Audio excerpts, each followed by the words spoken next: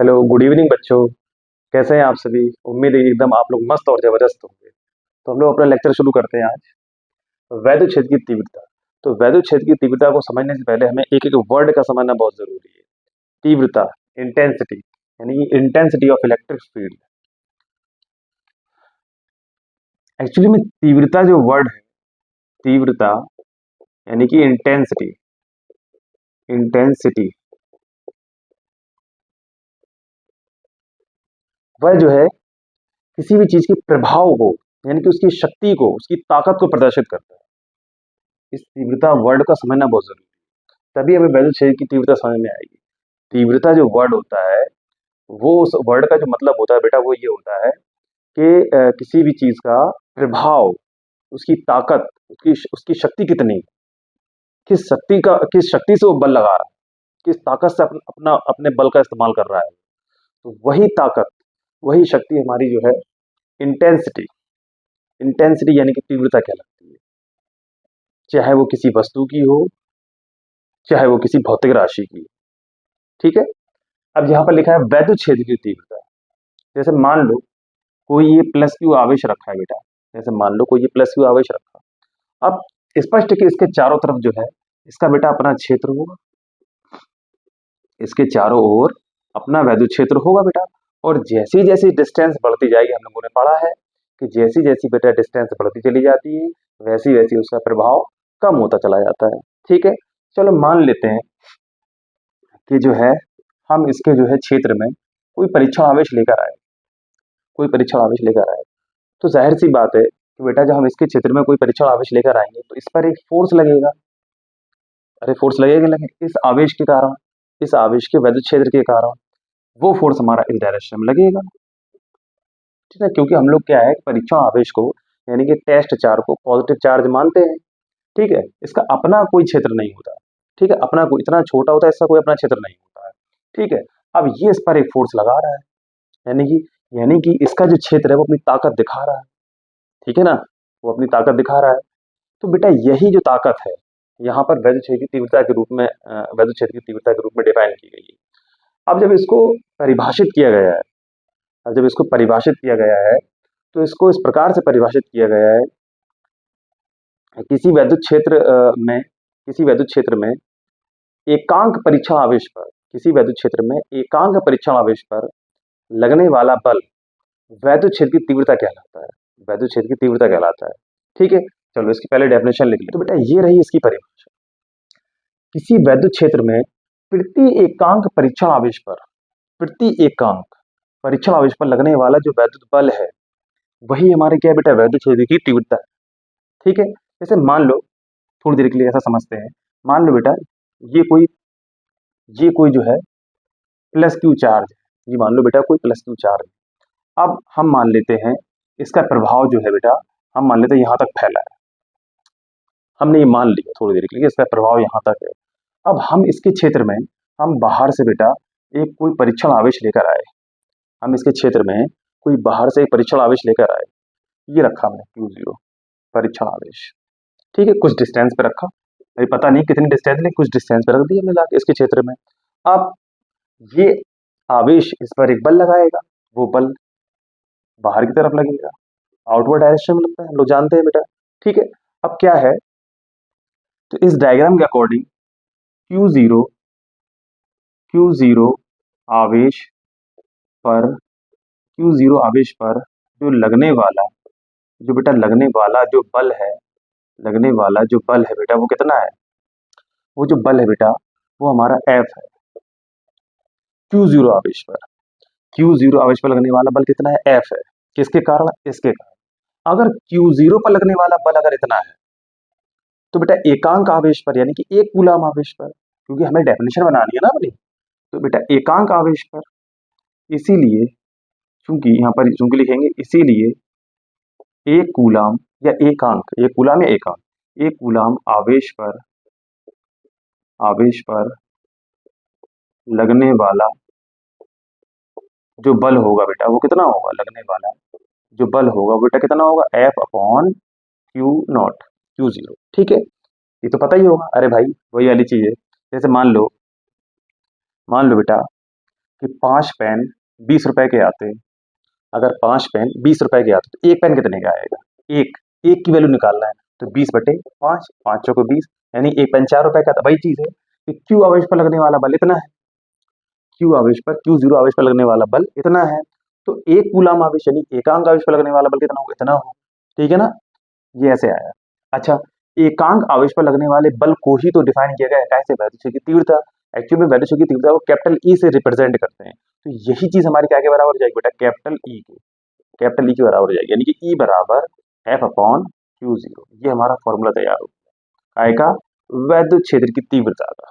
ये बेटा वैद्युत क्षेत्र की तीव्रता का फॉर्मूला होता है ई बराबर एफ अपॉन क्यू जीरो। इसको याद रखना, यहाँ लिख लो।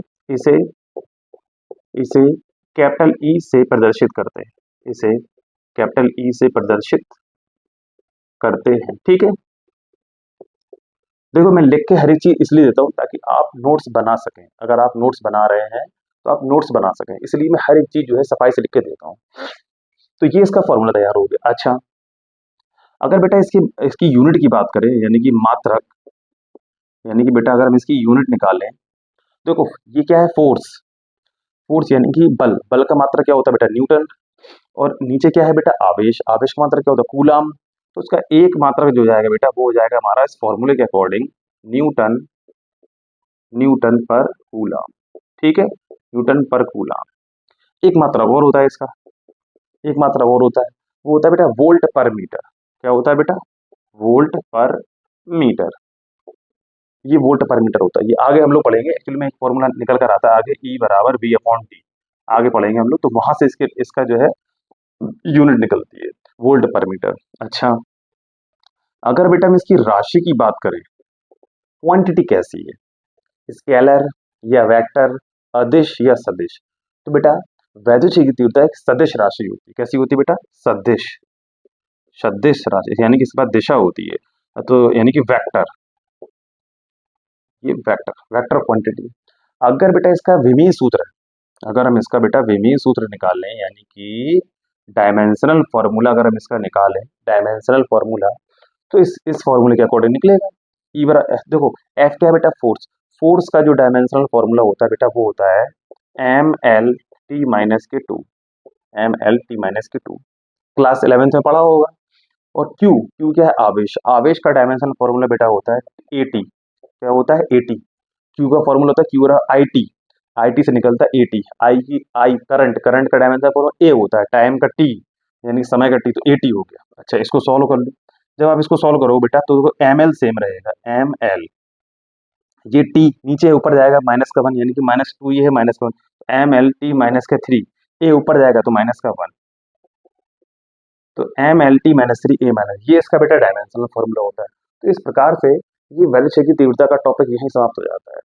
अब हम लोग आगे बढ़ते हैं बेटा। बेटा हमारा नेक्स्ट टॉपिक जो होगा, बिंदु आवेश के कारण वैद्युत क्षेत्र की तीव्रता का सूत्र हमें निकालना है। बिंदु आवेश के कारण वैद्युत क्षेत्र की तीव्रता, मान लेते हैं बेटा कोई एक प्लस क्यू आवेश रखा है, मान लेते हैं। ठीक है, और इस आवेश के कारण, ये कोई बिंदु आवेश है, और इस आवेश के कारण हमें जो है किसी डिस्टेंस पे, किसी डिस्टेंस पे वैद्युत क्षेत्र की तीव्रता फाइंड करनी है। मतलब कि कुछ दूरी पर, कुछ दूरी पर वैद्युत क्षेत्र कितना होता है। मान लेते हैं यहाँ से कुछ दूरी पर हमने एक, ये हमने स्मॉल आर डिस्टेंस मान, और हमें जो है इस स्मॉल आर डिस्टेंस पर वैद्युत क्षेत्र की तीव्रता फाइंड करनी। तो हम लोग क्या करने वाले बेटा, हम एक काम करेंगे कि इस पॉइंट पर एक परीक्षण आवेश रख देंगे। क्या रखेंगे? परीक्षण आवेश। ठीक है ना, तभी तो पता चलेगा इसका वैद्युत क्षेत्र अपना कोई है। भाई पता लगाने के लिए कुछ तो चाहिए ना, कोई इंस्ट्रूमेंट तो चाहिए, तो वो इंस्ट्रूमेंट का काम करने वाला है। इससे पता चल, ये एक्सपीरियंस करता है कि यहाँ पर इलेक्ट्रिक फील्ड है या नहीं है। ठीक है ना, तो इस वजह से हम लोग यहाँ पर क्यू जीरो आवेश को रखेंगे। अच्छा, अब एक काम करते हैं बेटा, इस आवेश पर इसके कारण एक बल लगेगा, इस आवेश पर इसके कारण एक बल लगेगा। अरे लगेगा कि नहीं लगेगा? चलो, कूलाम के नियम से, कूलाम का नियम क्या कहता है बेटा? कूलाम के नियम से, कूलाम के नियम से, कूलाम का नियम क्या कहता है कि दो बिंदु आवेशों के बीच लगने वाला जो बल, कूलाम का नियम जो होता है दो बिंदु आवेशों के बीच लगने वाला बल का सूत्र देता है। तो इस पर बेटा जो बल लगेगा वो उसका फॉर्मूला होगा F इज इक्वल टू 1/4 हम लोगों ने पहले पढ़ा है, और Q पहला आवेश दूसरा आवेश Q0 और अपॉन उनके बीच की डिस्टेंस R स्क्वायर ये पढ़ा है। और जस्ट अभी अभी हम लोगों ने ये पढ़ा है, क्योंकि हम लोग जानते हैं बेटा, क्योंकि कि E बराबर जो फॉर्मूला होता है वो होता है बेटा क्या, F/Q0, ये भी हम लोगों ने पढ़ा है। अब ये वैल्यू उठा के सपोर्ट कर देंगे तो ये E बराबर 1/4 पाई एप्सिलॉन 0 Q0 और अपॉन R स्क्वायर, अपॉन में बेटा Q0 ये चल ही रहा है, तो इस Q0 से ये कट जाएगा, तो ओवरऑल हमारा फॉर्मूला आ जाएगा E बराबर 1/4 पाई एप्सिलॉन 0 और Q/R स्क्वायर। तो बेटा ये निकल कर आया फॉर्मूला, यानी कि इस पॉइंट पर जो हमारा इलेक्ट्रिक फील्ड है वो ये, ठीक है, 1/4। अब वो दूरी के अकॉर्डिंग बढ़ता जाएगा, मतलब दूरी के अकॉर्डिंग चेंज होता जाएगा, दूरी चेंज होगी तो इलेक्ट्रिक फील्ड भी चेंज होगा, ठीक है ना। अगर हम E और R में अगर ग्राफ बनाएं, भाई E जो है, चूंकि E जो है वो डायरेक्टली प्रोपोर्शनल है 1/R स्क्वायर के, अरे है कि नहीं, 1/R स्क्वायर के है। अगर हम E और R में बेटा अगर ग्राफ बनाने की कोशिश करें, मान लेते हैं ये E है और ये R है, तो बेटा ग्राफ हमारा कुछ इस प्रकार से जाएगा, ठीक है, ग्राफ हमारा कुछ इस प्रकार से जाने वाला है, ठीक है। तो ये इसके पीछे ग्राफ हो गया। आई होप तुम लोग इतना समझ में आ गया होगा। चलिए हम लोग आगे बढ़ते हैं। अब पढ़ेंगे हम लोग वैद्युत द्विध्रुव। वैद्युत द्विध्रुव क्या होता है? देखो बेटा, वैद्युत द्विध्रुव में क्या होगा कि मतलब डाइपोल द्विध्रुव, यानी कि जिसमें दो ध्रुव हो। होता क्या है, जब दो विपरीत प्रकृति के तथा समान परिमाण के, जब दो विपरीत प्रकृति के और समान परिमाण के आवेश एक अल्पतम दूरी पर रख दिए जाते हैं, एक बहुत सूक्ष्म दूरी पर रख दिए जाते हैं। जैसे मान लो फॉर एग्जाम्पल, जैसे मान लो बेटा ये माइनस का क्यू चार्ज है, और मान लो बेटा ये प्लस का क्यू चार्ज है, और हमने उठा के इनको बेटा बहुत पास में रख दिया, तो बेटा अच्छा, दोनों की प्रकृति अलग अलग है, एक माइनस का एक पॉजिटिव है, एक प्लस का और एक माइनस का है, लेकिन परिमाण में दोनों बराबर, जितना चार्ज इसका होगा उतना ही चार्ज इसका होने वाला है। और जब हम इनको एक अल्पतम दूरी पर रख देते हैं, तो बेटा यही डिस्टेंस हमारा यही निकाय जो होता है बेटा हमारा क्या कहलाता है, वैद्युत द्विध्रुव कहलाने लगता है। अल्पतम दूरी मतलब जब डिस्टेंस हमारी नैनोमीटर, माइक्रोमीटर, पिकोमीटर इस टाइप से करके हो, मतलब डिस्टेंस बहुत छोटी होती है ऑब्जर्वर के रेस्पेक्ट में, ठीक है ना। ऑब्जर्व जैसे मैं देख रहा हूँ तो मेरे रेस्पेक्ट में डिस्टेंस बहुत ही कम होने वाली है, ठीक है। तो बेटा यही हमारा जो निकाय है, सिस्टम क्या कहलाता है, वैद्युत द्विध्रुव। यानी कि जब दो विपरीत प्रकृति के तथा समान परिमाण के आवेश एक अल्पतम दूरी पर रख दिए जाते हैं, तो इस प्रकार बने निकाय को वैद्युत द्विध्रुव कहते हैं। चलिए इसको लिख लेते हैं बेटा, हम लोगों ने इसको लिख लिया कि जब समान परिमाण के तथा विपरीत प्रकृति के आवेश एक अल्पतम दूरी पर रखे होते हैं या स्थित होते हैं, तो इस प्रकार बने निकाय को यानी सिस्टम को वैद्युत द्विध्रुव यानी इलेक्ट्रिक डाइपोल कहते हैं, ठीक है। This is called electric dipole. रखो।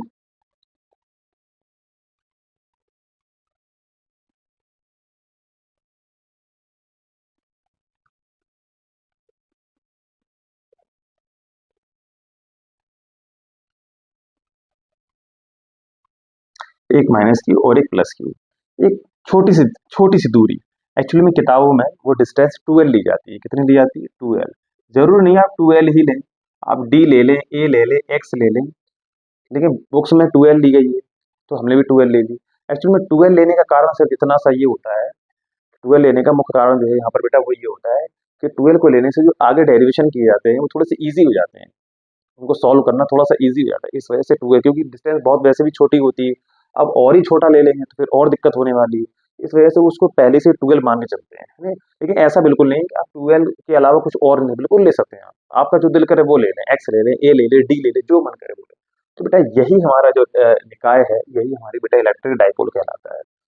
अब इसे एग्जाम्पल में जैसे मान लो, इससे एग्जाम्पल बहुत सारे हैं, जैसे मान लो NaCl है, HCl है, HBr है, HF है, ठीक है, HF है, CH4, NH3 और H2SO4 ETC। ठीक है, बहुत सारे हो सकते हैं। देखो इनका क्लासिफिकेशन ये किस प्रकार से है, इसको समझना थोड़ा स्टैंडर्ड लेवल की बात है। इसको हम लोग आगे आने वाले चैप्टर में समझाएंगे, हम इसको जो है आगे तुम्हें डिफाइन करेंगे ये किस प्रकार से डाइपोल बनते हैं। ठीक है, कुछ केमिस्ट्री का भी थोड़ा सा इसमें टर्म जोड़ना पड़ेंगे, तब आप लोगों को ये समझ में आ पाएगी। हाल फिलहाल में ये इनका एग्जाम्पल हो गए, और ये जो है इलेक्ट्रिक डाइपोल का एक डायग्राम छोटा सा, और ये इसकी डेफिनेशन लिख दी। अब चलते हैं बेटा आगे की तरफ हम लोग। अब पढ़ेंगे हम लोग वैद्युत द्विध्रुव का आघूर्ण, यानी कि वैद्युत द्विध्रुव आघूर्ण, वैद्युत द्विध्रुव आघूर्ण, वैद्युत द्विध्रुव आघूर्ण, इसको बोलते हैं बेटा electric electric dipole movement, electric dipole movement. देखो हर एक इलेक्ट्रिक डाइपोल का डाइपोल मूवमेंट होता है, it is represented by capital P, capital P से इसको रिप्रेजेंट करते हैं। ठीक है ना, हर एक डाइपोल का एक डाइपोल मूवमेंट होता है। अच्छा, इसका जो फॉर्मूला होता है बेटा एक्चुअल में वो ये होता है, P is equal to Q. दोनों दोनों आवेश, ये इलेक्ट्रिक डाइपोल है, दोनों आवेशों में से किसी एक आवेश का परिमाण, कोई भी एक आवेश परिमाण, चाहे इसको ले जाए, दोनों है तो सेम, और उन दोनों आवेशों के बीच की distance, that is called electric dipole movement. ठीक है, तो यानी कि बेटा किसी वैद्युत द्विध्रुव के किसी एक आवेश के परिमाण तथा दोनों आवेशों के बीच की दूरी को बेटा वैद्युत द्विध्रुव आघूर्ण कहते हैं। अब इसको लिख लेते हैं बेटा। ठीक बेटा, ये इसकी रही डेफिनेशन। किसी वैद्युत द्विध्रुव में एक आवेश के परिमाण तथा दोनों आवेशों के बीच की दूरी के गुणनफल को वैद्युत द्विध्रुव आघूर्ण कहते हैं। इसे कैपिटल P से प्रदर्शित करते हैं। ठीक है, तो इसका क्या फॉर्मूला बनेगा बेटा, capital P is equal to दोनों आवेशों का परिमाण, मतलब किसी एक आवेश का परिमाण और उनके बीच की दूरी, इनका गुणनफल। ठीक है, ये इसका बेटा फॉर्मूला बनने वाला है। अच्छा, जैसे मान लो ये हमारा कोई चार्ज रखा है और कुछ दूरी पर ये दूसरा चार्ज ये रखा है बेटा, ये प्लस क्यू चार्ज वही ऊपर वाला बना रहा है, और ये माइनस क्यू चार्ज है, और है क्या बेटा, इनके बीच की डिस्टेंस हमारे 2L है। अब होता क्या है कि वैद्युत द्विध्रुव आघूर्ण की जो डायरेक्शन होती है, इसमें डायरेक्शन भी होती है कि वैद्युत द्विध्रुव आघूर्ण, फिजिक्स में वैद्युत द्विध्रुव आघूर्ण की जो डायरेक्शन होती है बेटा, वो हमेशा माइनस से प्लस की तरफ होती है, माइनस से प्लस की तरफ होती है। तो इसको हम इसमें दिखा दे रहे हैं, माइनस से बेटा कहाँ की तरफ, प्लस की तरफ होती है।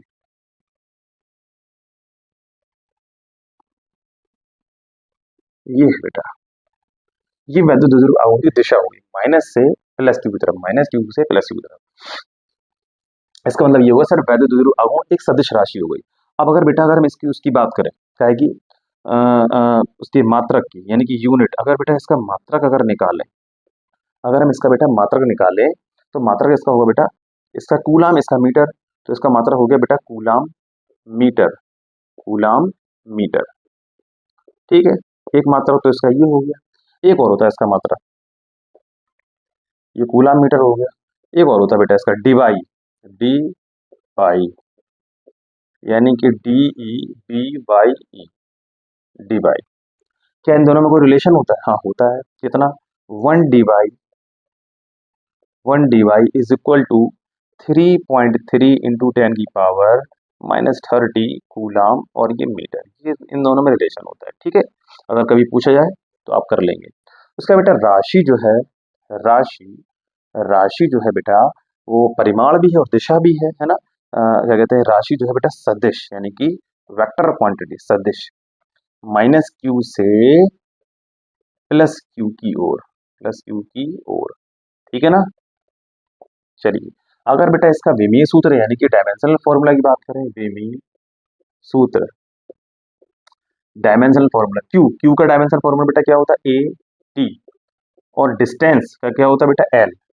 तो कुल मिलाकर तो इसका बनेगा बेटा ATL, या कहीं कहीं पर ऐसे भी लिखा होता है LAT, एक ही बात है। ठीक है, ऐसे भी लिखा होता है। तो इस प्रकार से करके हमारा वैद्युत द्विध्रुव आघूर्ण और वैद्युत द्विध्रुव भी खत्म हो जाता है।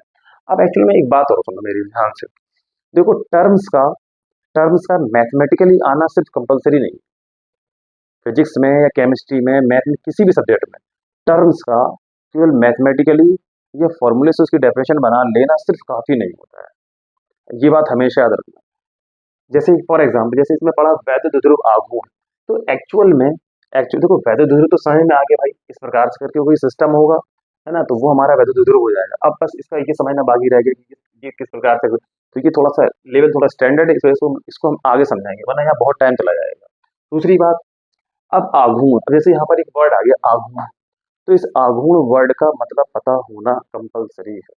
पढ़ेंगे, आगे पढ़ेंगे, धीरे-धीरे पढ़ेंगे, सब कुछ पढ़ाएँगे, धीरे-धीरे पढ़ाएँगे लेकिन, क्योंकि मैं ये मानता हूँ कि किसी भी सब्जेक्ट को जब पढ़ें और उसके अंदर जो जितने भी डेफिनेशंस हैं, हर डेफिनेशन का कॉन्सेप्ट पता होना चाहिए, हर एक वर्ड का मतलब पता होना चाहिए, तभी जो है पूरा कॉन्सेप्ट क्लियर होता है, ठीक है ना?